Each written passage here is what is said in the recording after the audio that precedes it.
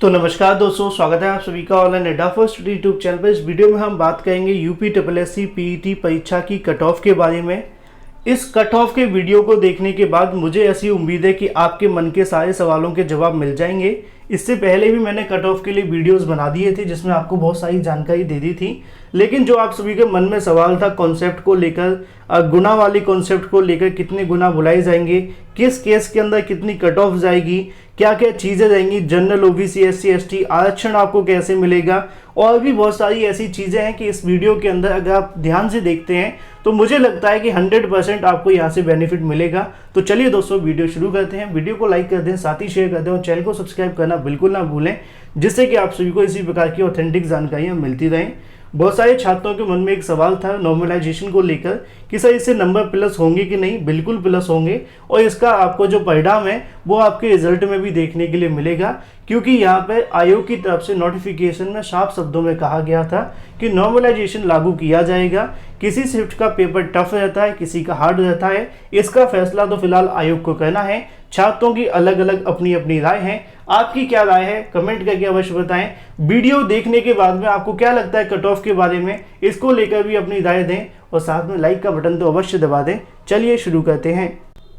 तो UP SSC PET की cut off को लेकर मैंने सबसे पहले आप सभी के लिए 2 वीडियोस बनाकर डाले थे, जिसके अंदर आप सभी को बहुत सारी जानकारी दे दी थी। लेकिन ऐसे में पीईटी की कट ऑफ को लेकर 3 से 4 ऐसे सवाल हैं जिसको लेकर कट ऑफ के बारे में काफ़ी छात्रों के अंदर चर्चाएं हैं, और उसी के बारे में इस वीडियो के माध्यम से डिस्कस किया जा रहा है, जिससे कि आप सभी को पीईटी की कट ऑफ के बारे में पता चले और लगातार अपनी प्रिपरेशन आप सभी करते रहें। क्योंकि मैंने तो हमेशा आप सभी को कहा भी है कि अगर आपके इतने नंबर हैं तो आप अपनी प्रिपरेशन अगली भर्तियों के लिए शुरू कर दें, क्योंकि पेपर का जो पैटर्न है वो टफ होते जा रहे हैं, कंपटीशन टाइट होता जा रहा है। आप सभी को अपनी प्रिपरेशन लगातार जारी रखनी है, ठीक है। तो ऐसे में सबसे बड़ा सवाल ये है कि कितना स्कोर होगा। अगर वो स्कोर होगा तो क्या वो फिक्स स्कोर होगा, क्योंकि एक जानकारी आप सभी को सोशल मीडिया पे और मिल रही होगी, वो ये होगी कि इतने गुना चुने जाएंगे, इतने गुना यहाँ पे चयनित किए जाएंगे, और भी बहुत सारी चीज़ें आपको मिली होंगी। शुरुआत हम इसी से करेंगे क्योंकि सबसे महत्वपूर्ण मुद्दा यही है। अगर आपको याद होगा तो पीईटी परीक्षा के लिए सबसे पहले ये कहा गया था कि जो पीईटी क्वालिफाई करेगा वो समूह ग की वैकेंसी में बैठेगा, इसके अलावा कुछ भी नहीं कहा गया, ठीक है। लेकिन फिर भी जब पीईटी की परीक्षा हो गई तो उसके बाद से सबके मन में यही सवाल था। किसी का कहना है कि 10 गुना को यहाँ पे लिया जाएगा, किसी ने कहा कि 15 गुना लिए जाएंगे, तो किसी ने कहा कि 20 गुना यहाँ पे ले लिए जाएंगे, और ऐसे में 20 से जब 30 गुना लिए जाएंगे तो यहाँ पे जो कट ऑफ है वो ज़्यादा चली जाएगी, क्योंकि परीक्षा देने वालों की संख्या लगभग 18 लाख है। अब जब 18 लाख में से हम 10 गुना या 5 गुना निकालेंगे वैकेंसी के अकॉर्डिंग तो कट ऑफ ज़्यादा चली ही जाएगी, इसमें कोई संशय नहीं है। लेकिन क्या पीईटी सिर्फ एक भर्ती के लिए निकाला गया था?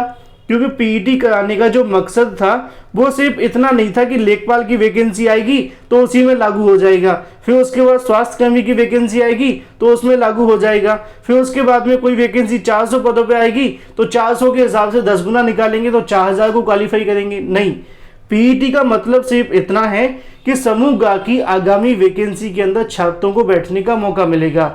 अगर गुना के हिसाब से हम चलें तो आज तो लेखपाल के 8000 पद हैं मान के चलिए, लेकिन जब पदों की संख्या किसी वैकेंसी के अंदर 400 निकलती है तो 400 के मुताबिक यहाँ पे हम बुलाएंगे तो ये तो नुकसान है सीधे तौर पे। ऐसा बिल्कुल भी नहीं है, फिर तो पीईटी कराने का फायदा ही नहीं हुआ, क्योंकि यहाँ पे गुना के हिसाब से अभ्यर्थी को बुलाया जाएगा तो ज्यादातर तो अभ्यर्थी बाहर ही बैठ जाएंगे, फिर तो पीईटी परीक्षा कराने की आवश्यकता नहीं थी, सीधे ही प्री और मेंस करवा लिए जाते। तो इसलिए जो भी आप सभी को गुना के कॉन्सेप्ट को लेकर परेशान है, या फिर आपको बताया जा रहा है कि इतने गुना बुलाए जाएंगे, इतने गुना बुलाए जाएंगे, 10 गुना, 20 गुना, 15 गुना, 25 गुना, इस प्रकार का कोई भी पॉसिबल नहीं है, क्योंकि हर बार वैकेंसी की संख्या ऊपर नीचे होती रहेगी। पीईटी की परीक्षा किसी एक वैकेंसी के लिए नहीं है। जैसा कि यूपीपीएससी की तरफ से एक वैकेंसी निकाली गई, उन्होंने कहा कि विज्ञापन के अंदर हम 13 गुना छात्रों को मेंस के लिए क्वालिफाई कर लेंगे, तो वो एक स्पेशल परीक्षा करा ली जाती है। लेकिन जो पीईटी करवाया गया है वो समूह ग की सभी वैकेंसियों पर लागू होगा। तो इस प्रकार का जो गुना का कॉन्सेप्ट है वो इसमें लागू होने की संभावना बिल्कुल भी दिखाई नहीं दे रही है अभी तक। तो पहला तो कॉन्सेप्ट आपको समझ में आ जाता है गुना वाला, जिसको आप सभी यहाँ से हटा दीजिए, संभावना बहुत कम है कि ऐसा होगा। अब सवाल आता है आपके सेफ स्कोर को लेकर, साथ में आरक्षण को लेकर, क्योंकि ज़्यादातर छात्रों ने पूछा था कि सर इसमें आरक्षण कैसे मिलेगा, आरक्षण मिलेगा भी या नहीं मिलेगा। ठीक है, जैसा कि आप सभी को याद होगा, मैंने कल एक वीडियो के अंदर आपको जानकारी दी थी कि जो मेल और फीमेल की जो कट ऑफ होगी वो आपको सेम देखने के लिए मिलेगी, क्योंकि ये एक पात्रता परीक्षा है और जब कोई पात्रता परीक्षा करवाई जाती है तो उसके अंदर आपको मेल और फीमेल की सेम कट ऑफ रख दी जाती है। लेकिन उसके बाद छात्रों के मन में सवाल था कि सर जनरल और ओबीसी की कट ऑफ एक होगी या फिर जनरल ओबीसी की जो कट ऑफ है अलग अलग होगी। कई बार आपने देखा होगा, अगर हम बात करें एग्जाम्पल के तौर पर टेट या सीटेट के बारे में, तो वहाँ पे आप सभी जानते हैं कि ज़्यादातर जो जनरल की कट ऑफ रखी जाती है वो अलग रखी जाती है, लेकिन जो ओबीसी एससी एसटी वाले अभ्यर्थी होते हैं उनकी कोई एक कट ऑफ रख दी जाती है।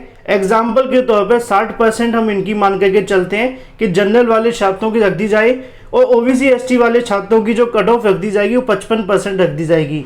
तो ऐसा भी आपको देखने के लिए मिलता है। टेट और सीटेट आपके सामने एग्जाम्पल है, लेकिन कई बार ऐसा भी देखने के लिए मिलता है कि जो जनरल और ओबीसी और एसटी की जो कट ऑफ है, मतलब एससी एसटी की कट ऑफ अलग रख दी जाती है, लेकिन जनरल ओबीसी की जो कट ऑफ है वो सेम रख ली जाती है। ऐसा भी आपने देखा होगा, अलग अलग भर्तियों के अंदर आपको देखने के लिए मिला था। शिक्षक भर्तियों में हम बात कर लें, उसके अंदर भी आप सभी ने देखा है। फिलहाल यहाँ पे आप सभी जानते हैं तो एक केस आप सभी के सामने आता है जहाँ पे सिर्फ जनरल की कट ऑफ अलग होगी, बाकी सभी जो आरक्षित वर्ग होते हैं उनके लिए एक अलग से क्वालिफाइंग मार्क्स रख दिया जाता है, जैसे कि 55 या फिर यहाँ पे 60 या फिर यहाँ 55 तो यहाँ पर 50 सेम यहाँ पे आपको देखने के लिए मिलेगा। हो सकता है कि इन तीनों का जो कट ऑफ है वो एक रख दिया जाए और एससी एसटी के लिए कट ऑफ यहाँ पे अलग से रख दिया जाए। दूसरा केस आपको ये भी देखने के लिए मिल जाता है, क्योंकि बहुत सारे छात्रों ने पूछा था कि इसमें आरक्षण कैसे मिलेगा, तो आरक्षण आपको ऐसे ही देखने के लिए मिलेगा। लेकिन अगर हम बात करें जनरल की कट ऑफ केस 3 के अंदर, तो जो तीसरा केस आपको देखने के लिए मिलता है उसमें ऐसा होता है कि जनरल की एक अलग कट ऑफ दे दी, ईडब्ल्यूएस साथ में ओबीसी की जो कट ऑफ है वो एक दे दी जाएगी, दोनों की लगभग सेम ही जाती है, तो हम कह सकते हैं कि इन दोनों की कट ऑफ एक दे दी। और जो एससी एसटी वाले अभ्यर्थी हैं इनकी कट ऑफ एक दे दी, और जो पीएच वाले अभ्यर्थी हैं, पीएच एक्स सर्विसमैन और साथ ही जो भी अलग अलग आते हैं एफएफ की हम बात करें, उनकी जो कट ऑफ है वो अलग अलग दे दी जाएगी। तो ये भी एक केस देखने के लिए मिलता है। अब इसके अंदर कौन सा लागू होगा, कैसे कट ऑफ निर्धारित होगी, इसके बारे में तो फैसला आयोग को लेना है। लेकिन ये 3 अलग अलग केस है जहां पे या तो जनरल ओबीसी की कट ऑफ एक रख दी जाएगी या फिर इनकी जो कट ऑफ है वो अलग अलग रखी जाएगी, या फिर ऐसा भी हो सकता है कि ओबीसी एससी एसटी सबकी जो समान एक कट ऑफ रख दी जाए और जनरल वाले अभ्यर्थी की कट ऑफ एक रख दी जाएगी। तो ये तीनों केस आपको समझ में आ गए होंगे।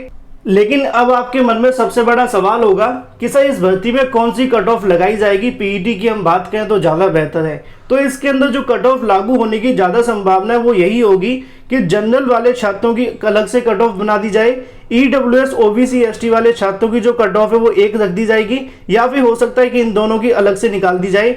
बस यही 3 चीज़ें आपको देखने के लिए मिलेंगी। इसके अलावा जो पीएच और एससी एसटी वाले होंगे उनको अलग से देखने के लिए मिल जाएगा, क्योंकि इनकी कट ऑफ थोड़ी और डाउन चली जाती है। तो यही आप सभी के सामने जो केस 2 है वो लागू होगा। इसके अंदर ऐसा बिल्कुल भी होने की संभावना दिखाई नहीं दे रही है कि जनरल के साथ में ओबीसी को रखा जाएगा, जैसे कि अलग अलग के अंदर रखा गया है। अभी फिलहाल ऐसा होने की संभावना काफी कम है। तो क्वालिफाइंग मार्क्स को लेकर 3 अलग अलग केस होते हैं जहां पे अलग अलग जो कट ऑफ बनाई जाती है और उसी के आधार पर जो यहाँ पे आरक्षण है वो रख दिया जाता है। हम बात कर रहे थे कितने गुना को लेकर, तो गुना के क्रम में हमने आपको बताया कि यहाँ पे अगर 12 गुना लेते हैं, यहाँ पे 14 गुना लेते हैं, यहाँ पे 10 गुना लेते हैं, तो ये गुना वाला जो कहने की कॉन्सेप्ट है ये तो इस भर्ती के अंदर लागू नहीं हो पाएगा, क्योंकि पीईटी सिर्फ एक लेखपाल भर्ती के लिए स्वास्थ्य विभाग के कृषि या फिर अगर बात करें जूनियर असिस्टेंट के लिए नहीं है, ये सभी समूह गा की भर्तियों के लिए है। तो सरकार को एक मानक फिक्स करना पड़ेगा, क्योंकि ये क्वालिफाइंग मार्क्स रखना पड़ेगा। हर बार इसमें कोई बदलाव नहीं हो सकता कि हम 10 गुना को ले लेंगे, 20 गुना को ले लेंगे या 25 गुना को उठा करके ले लेंगे। तो आपके दोनों सवालों के जवाब मिल गए, कितने गुना को लेकर, और दूसरा सवाल था कैसे मिलेगा आरक्षण। तीनों अलग अलग केस आ गए। अब सवाल आता है कि फिक्स स्कोर कितना होगा। तो स्कोर जो होगा आपको फिक्स ही देखने के लिए मिलेगा, जैसा कि मैंने केस नंबर 3 के अंदर आपको जानकारी दी कि यहाँ पे जनरल और ईडब्ल्यूएस वाले अभ्यर्थी की कट ऑफ एक रखी जा सकती है, जो कि लगभग 56 क्वेश्चन अगर आपके सही हो रहे हैं तो इतने वाले छात्रों को आगे बुला लिया जाएगा। अगर ओबीसी वाले छात्रों की हम बात करें तो 52 पर आप सभी के यहाँ पे उम्मीद है कि आपको पीईटी की आगामी वैकेंसी में बैठने का मौका मिलेगा। और पीएच SC ST वाले जो अभ्यर्थी होंगे वो 47। इसके अलावा जो भी आते हैं एक्स सर्विसमैन से या फिर इसके अलावा उनकी जो कट ऑफ है वो लगभग इतनी जा सकती है। एक यही सिनारियो बनता हुआ दिख, क्योंकि गुना वाला जो कॉन्सेप्ट होता है वो किसी एक भर्ती के लिए होता है और यहाँ पे जो पीईटी परीक्षा है वो तमाम अलग अलग भर्तियों के लिए है, अलग अलग पदों की संख्या के आधार पर है। इसी वजह से अफवाहों से बचें, अपनी प्रिपरेशन शुरू कर दें आगामी वैकेंसियों के लिए। अगर आपके इतने क्वेश्चन सही हो रहे हैं तो वीडियो को कर दें लाइक, साथ में शेयर और चैनल को सब्सक्राइब अवश्य कर लें, जिससे कि आप सभी को ऑथेंटिक जानकारियां मिलती रहें। बाकी इसके बारे में आपकी क्या राय है कमेंट करके अवश्य बताएं।